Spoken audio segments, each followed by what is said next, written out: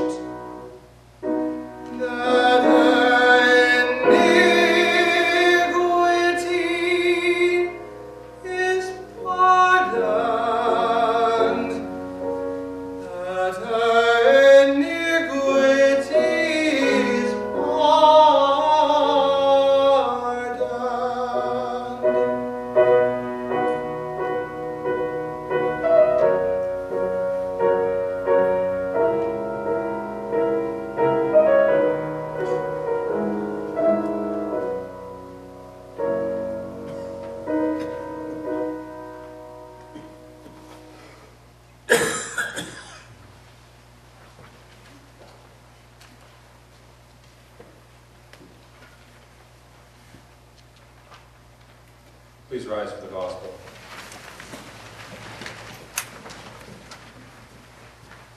This evening the gospel is taken from Matthew 11, verses 28 to 30.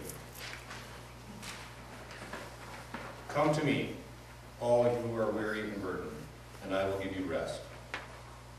Take yoke upon you and learn from me, for I am gentle and humble in heart, and you will find rest for your souls. For my yoke is easy and my burden is light. Thanks to you.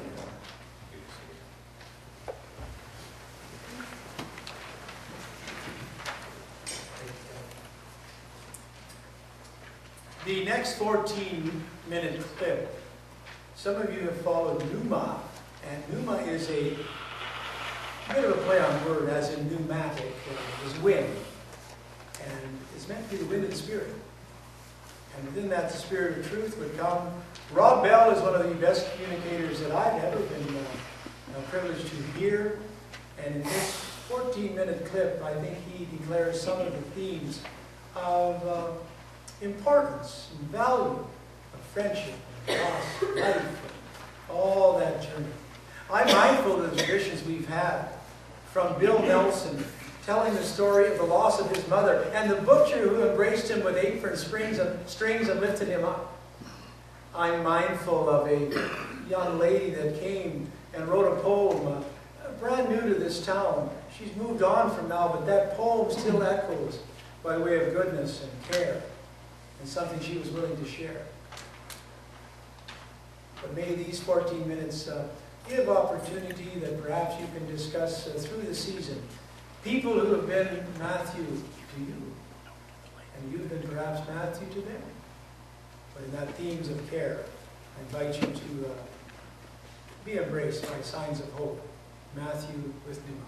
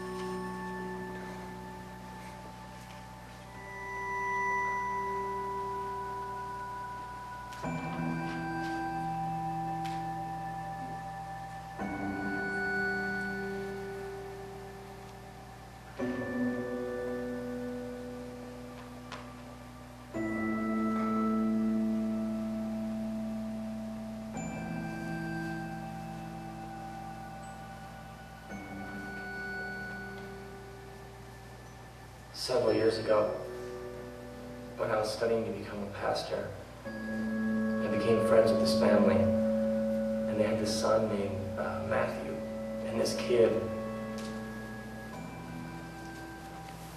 was so unusual. He it's hard to put into words. He had this old soul, you know what I mean? He was only a high school student, he was probably 15 or 16, but he was thinking about things and wrestling with issues so ahead of his time. And I remember I would have discussions with people who knew Matthew, and we'd say, like, what do you think that kid, what do you think he's going to do someday? What's he going to do with his life? And we would all say, whatever it is, it'll be extraordinary. I mean, this kid was so talented.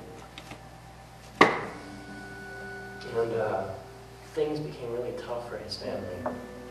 And his parents split up, and so he came to live with me. So I'm this, seminary student in my early 20s, and I'm helping this high school kid get off to school in the morning. I was like this surrogate big brother. I will never forget those days.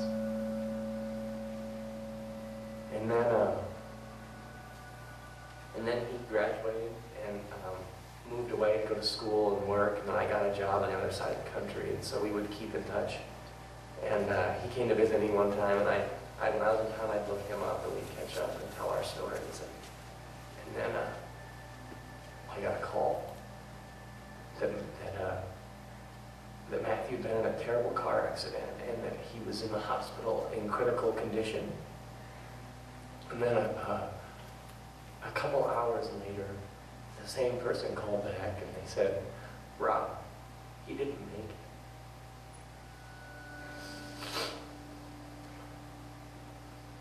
And it's like